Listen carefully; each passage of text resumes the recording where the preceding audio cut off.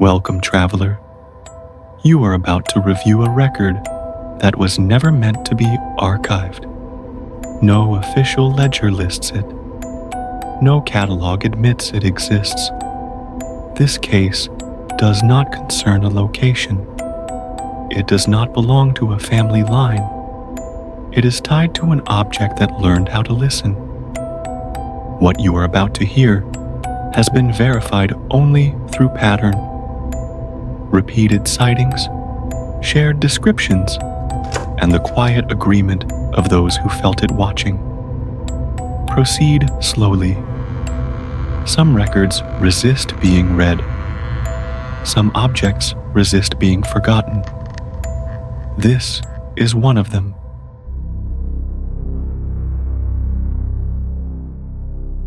Mr. Horace, Occult doll from Book Row. Purchased from an oddity collection. Case file number OD5789. Tonight, we open a case that does not belong to a house, a street, or even a city. It belongs to an object that once sat quietly among thousands of others.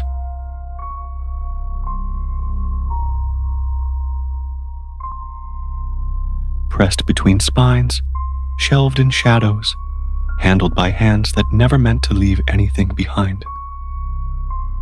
Book Row was a place of knowledge, but also of release. A corridor where ideas were discarded.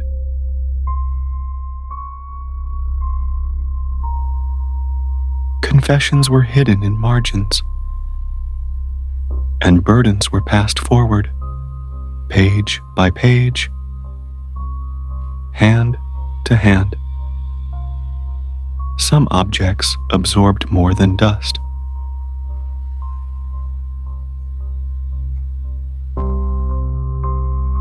Mr. Horace was never meant to be found.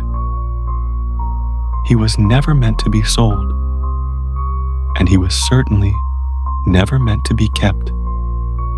There are no records of his maker, no receipts, no catalog entry, only a pattern of unease. Witnesses describe a sensation before they ever notice him. A tightening behind the eyes. The feeling of being quietly remembered by something that should not know your name. This case does not ask what happened. It asks what was given away, and whether it ever truly let go. A doll catalogued as harmless, displayed as decoration, and later understood as a vessel. Tonight, we document Mr. Horace. And once his story is spoken aloud, he may begin to listen. This is the case of Mr. Horace, an occult doll recovered from the forgotten corridors of New York's Book Row.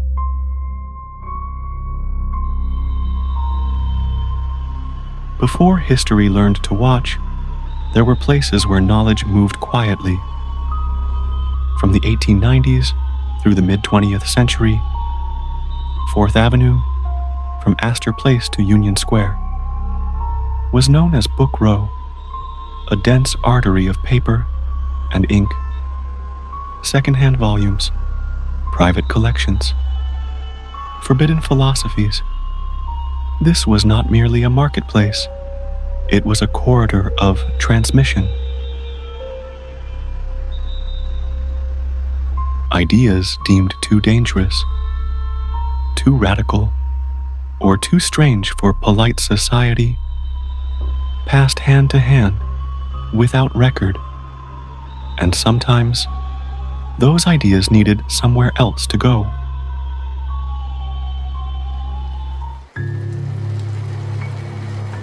Exactly 11 p.m. The old bookkeeper was reading when it came. He had locked the door at dusk. The bell had not rung, yet the knock returned, sharp, insistent. He did not look through the glass. He did not ask who waited. He opened the door as if answering an appointment already made. Rain spilled across the threshold. A woman entered first, clutching a wooden box. Behind her, a man in a long black coat carried a leather-bound book sealed with a dulled clasp. They did not speak. Chalk met wood. Sigils were drawn. Candles were lit. And from the box, a doll, at the time pristine, blue-eyed, waiting. Words were spoken.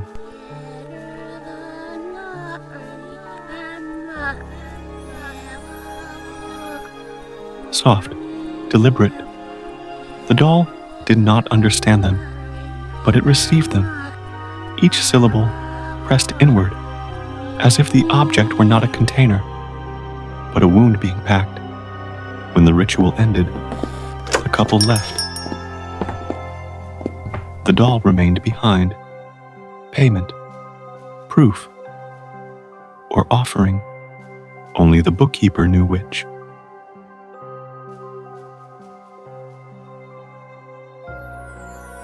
From that night forward, the doll did not simply sit. It absorbed, whispered rites, desperate bargains, unfinished thoughts. Ritual after ritual etched itself into the hollow within, until the boundary between object and witness thinned beyond repair.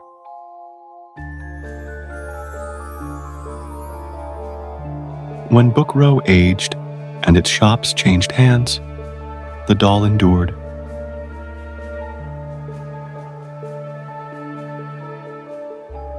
In 1926, occult specialist Samuel Weiser opened his store along 4th Avenue.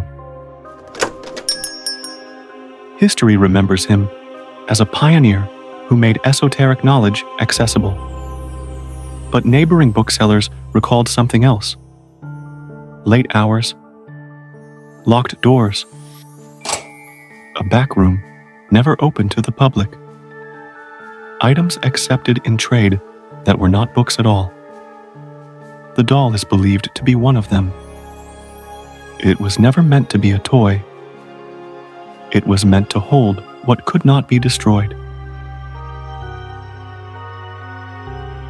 Decades later, when Book Row dissolved, the doll vanished into storage until the auction.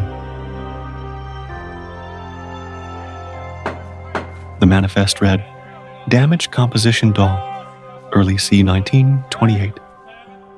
Found among books, no provenance, no photographs, but its placement told the truth. It had been found not with toys, but wedged between occult volumes." The books sold quickly. The doll did not. It traveled from New York City to York, Maine, placed in a shop window as decoration, a good luck charm. Then came the sightings. A shadow crossing the floor, a tall figure in a long coat, a presence moving toward the books, always near the doll. Friends named it without planning to, Mr. Horace. The owner searched local records.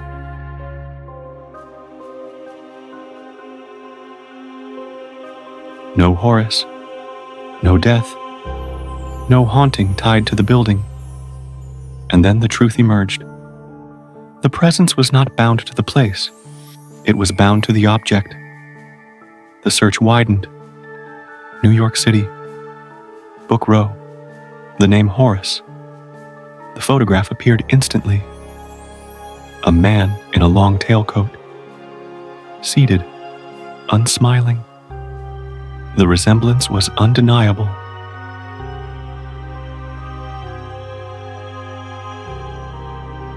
The obituary confirmed it.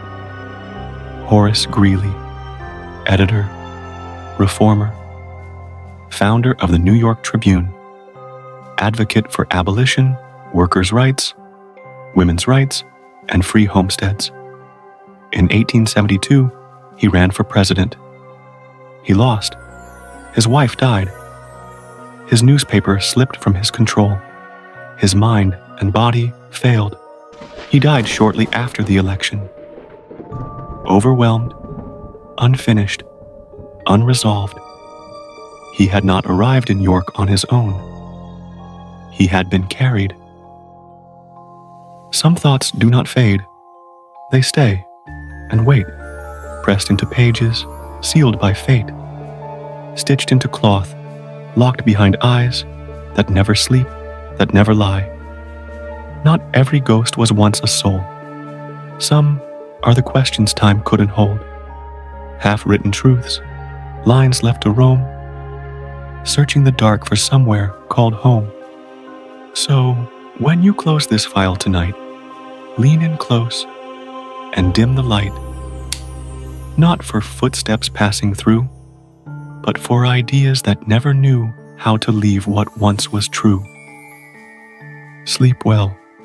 May your shelves remain quiet too. If you are drawn to the stories objects carry, to the quiet places where history lingers, please like, share, and subscribe. Each case we open keeps something else from being forgotten. The doll now resides in a private collection, cataloged as an object of occult origin. But those who handle it report the same sensation. Not malice, not intent, but accumulation.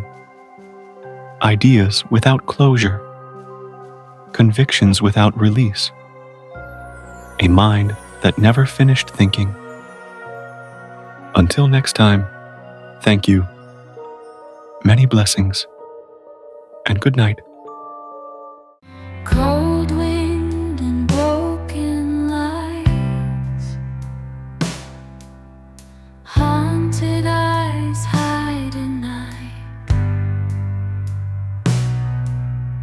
ghosts and memories flash by, wounds deep never dry.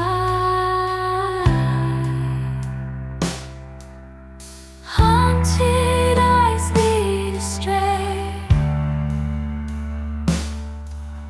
lost dreams every day,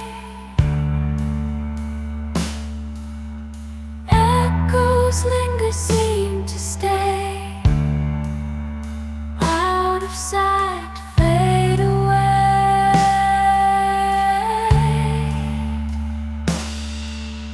Haunted eyes lead astray, lost dreams every day,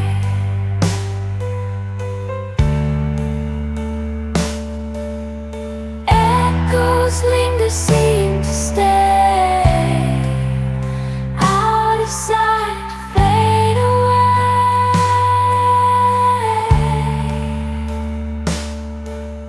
Silent screams echo near, shadows whisper words unclear, heartbeats thumping empty holes.